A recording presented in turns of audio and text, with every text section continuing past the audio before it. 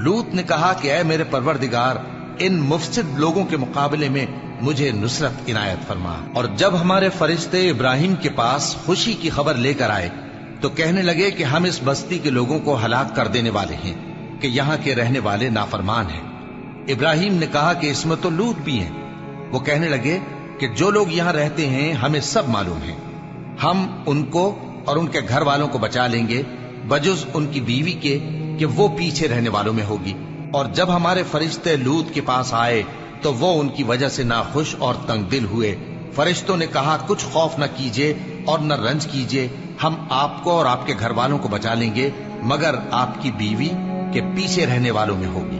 हम इस बस्ती के रहने वालों पर इस सबब से कि ये बदकिरदारी करते रहे हैं आसमान से अजाब नाजिल करने वाले हैं। और हमने समझने वाले लोगों के लिए इस बस्ती की एक खुली निशानी छोड़ दी। और मदियन की तरफ उनके भाई शुएब को भेजा तो उन्होंने कहा, ए कौम, अल्लाह की इबादत करो और रोज आखिर के आने की उम्मीद रखो और मुल्क में फसाद न मचाओ। मगर उन्होंने उनको झूठा समझा, सो उनको जलजले के अजाब ने आ पकड़ा और वो अपने घरों में औंधे पड़े रह गए। और आद और समूद को भी हमने हलाक कर दिया, चुनाचे उनके वीरान घर तुम्हारी आंखों के सामने हैं। और शैतान ने उनके अमाल उनको आरास्ता कर दिखाए और उनको सीधे रास्ते से रोक दिया, हालांकि वो देखने वाले लोग थे। और कारून और फिरौन और हामान को भी हलाक कर दिया। और उनके पास मूसा खुली निशानियां लेकर आए तो वो मुल्क में मगरूर हो गए और वो हमारे काबू से निकल जाने वाले न थे। तो हमने सबको उनके गुनाहों के सबब पकड़ लिया। सो उनमें कुछ तो ऐसे थे जिन पर हमने पत्थरों का मेह बरसाया, और कुछ ऐसे थे जिनको चिंगार ने आ पकड़ा, और कुछ ऐसे थे जिनको हमने जमीन में धंसा दिया, और कुछ ऐसे थे जिनको गर्क कर दिया। और अल्लाह ऐसा न था कि उन पर जुल्म करता, लेकिन वही अपने आप पर जुल्म करते थे। जिन लोगों ने अल्लाह के सिवा औरों को कारसाज बना रखा है, उनकी मिसाल मकड़ी की सी है कि वो भी एक तरह का घर बनाती है, और कुछ शक नहीं कि तमाम घरों से कमजोर मकड़ी का घर है। काश ये इस बात को जानते। ये जिस चीज को अल्लाह के सिवा पुकारते हैं, खा वो कुछ ही हो, अल्लाह उसे जानता है और वो गालिब है, हिकमत वाला है। और ये मिसालें हम लोगों के समझाने के लिए बयान करते हैं, और इसे तो अहले दानिश ही समझते हैं। अल्लाह ने आसमानों और जमीन को हिकमत के साथ पैदा किया है, कुछ शक नहीं कि ईमान वालों के लिए इसमें निशानी है। ए नबी, ये किताब जो तुम्हारी तरफ वही की गई है, इसको पढ़ा करो और नमाज के पाबंद रहो।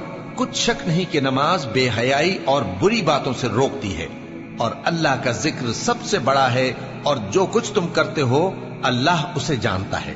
और अहले किताब से बहस न करो मगर ऐसे तरीक से कि निहायत अच्छा हो। हाँ, जो उनमें से बेइंसाफी करें उनके साथ उसी तरह मुजादला करो। और कह दो कि जो किताब हम पर उतरी और जो किताबें तुम पर उतरी, हम सब पर ईमान रखते हैं, और हमारा और तुम्हारा माबूद एक ही है, और हम उसी के फर्माबरदार हैं। और इसी तरह हमने तुम्हारी तरफ किताब उतारी है, तो जिन लोगों को हमने किताबें दी थीं वो इस पर ईमान ले आते हैं, और बास इन मुशरिक लोगों में से भी इस पर ईमान ले आते हैं, और हमारी आयतों से वही इनकार करते हैं जो हैं ही काफिर। और तुम इससे पहले कोई किताब नहीं पढ़ते थे और न उसे अपने हाथ से लिख ही सकते थे। ऐसा होता तो अहले बातिल जरूर शक करते, बल्कि ये रोशन आयतें हैं जिन लोगों को इल्म दिया गया है उनके सीनों में महफूज, और हमारी आयतों से वही लोग इनकार करते हैं जो बेइंसाफ हैं। और काफिर कहते हैं कि इस पर इसके परवरदिगार की तरफ से निशानियां क्यों नाजिल नहीं हुई। कह दो कि निशानियां तो अल्लाह ही के पास हैं, और मैं तो खुल्लम खुल्ला खबरदार करने वाला हूं। क्या इन लोगों के लिए ये काफी नहीं कि हमने तुम पर किताब नाजिल की जो इनको पढ़कर सुनाई जाती है? कुछ शक नहीं कि मोमिन लोगों के लिए इसमें रहमत और नसीहत है। कह दो कि मेरे और तुम्हारे दरमियान अल्लाह ही गवाह काफी है। जो चीज आसमानों और जमीन में है वो सबको जानता है, और जिन लोगों ने बातिल को माना और अल्लाह से इनकार किया वही नुकसान उठाने वाले हैं।